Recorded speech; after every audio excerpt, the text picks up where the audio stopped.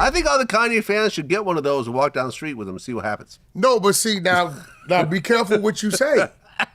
Because if Ye calls upon that and you look up and there's a rally going on, you called it, Vlad. I called it? I wouldn't doubt it, bro. Right.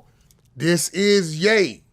He get to talking about freedom of expression and freedom of speech. And listen, watch this. We watched him do it.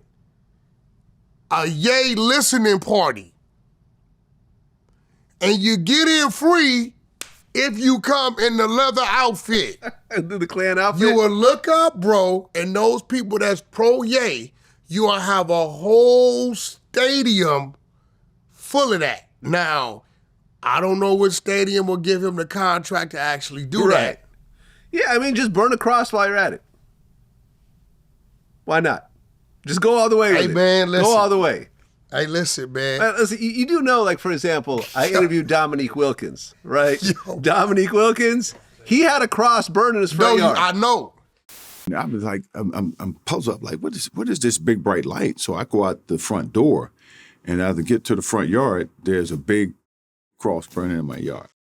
And I remember being very nervous and scared to being very angry. This is someone who's still alive. My people, this is not some old 1800s My shit. people from Tumultuous, Mississippi, do Iberia.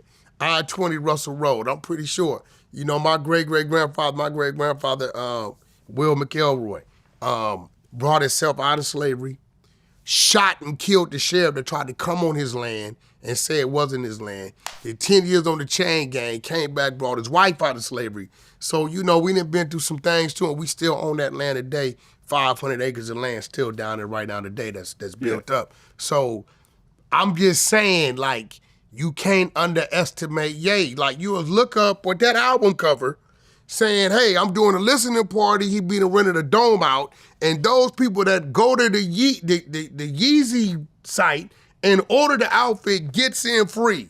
And it comes signed with the Ye signature. And you been looked up and we have a whole dome like this, and only he could do it. Like, I'm gonna ask you, Vlad, do you think he could pull that off if he requested that from his fans, him being who he is, the reach he has? I think he can pull it off maybe like in an Asian country somewhere, because he does shows in China and North Korea and you stuff don't like think that. Nowhere over here? In America, a Klan rally that Kanye's putting together? No, it wouldn't be a Klan rally. It'd be a Ye rally. I think that maybe on private land, he can get like a big field. No venue is going to co-sign this. A venue will shut it down. When have you ever seen a venue control the attire of the people, of the onlookers? I think, what was the last show Kanye did in America? And even had the Mercedes-Benz, he didn't have some dope. There are some privately owned places out there who will get their bag. I don't know, man, but think about, like, for example. Do you think Ye could pull that off? Possibly. Now, the scary part about this, we've interviewed at times when we watched Ye, his first, when he went through this 2 years or so back. Well, remember, you know something, let's not forget, Kanye used to push the Confederate flag. Remember that? It was on his merch and everything else like that. You're right about that. So this is not as shocking if you really look at the whole history of it. Confederate flag, swastika. Some people equate those two things. You know why he calls himself... And rightfully so. You know why he calls himself Jesus Christ. Jesus Christ. You know why he calls himself that, right? Well, he thinks he's Jesus. Well, he thinks he's God. He told academics he's the closest thing to God on this earth. Okay, now... I think he believes it. Now, on the earth, when the book come, Jesus Christ, who walked in the form of God, right? And they nailed him to a cross eventually, right? Mm-hmm. And he sacrificed himself, right? So we watched them when Ye was Ye and he was tied to Adidas and tied to his label and tied to all these things. They took and they stripped him. We're pulling away. They lost $1 billion. We're pulling away here another 500 million. We're pulling away, and everybody like, yeah, he's going broke, it's over with. Then he got control of Yeezy, where he's by himself. He got control of his catalog to whenever he does things, his fans, it just boosts the sales of things. He can sell his own merch on the Yeezy thing. So now he's sitting at 2.77 billion, but now nobody could pull away from him. It's all him. It's nothing else that they can strip from him but one thing. And what's the one thing they strip from Jesus Christ? His life. So that's the scary part about what he's doing, is he's willing to go to a point to where they like, we can't take nothing from him but his life. Yeah, I don't think anyone really wants to take Kanye's life. I know he's paranoid and so forth.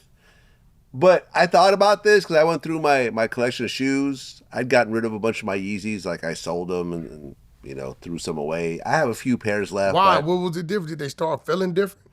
Did they fit different? I just realized that... No, because those were through Adidas. I know. So why? And I bought them and I liked them at the time. But now when I sort of look at him and I see what he represents now, the person he became, because at the time he wasn't that. At least I didn't know that. And...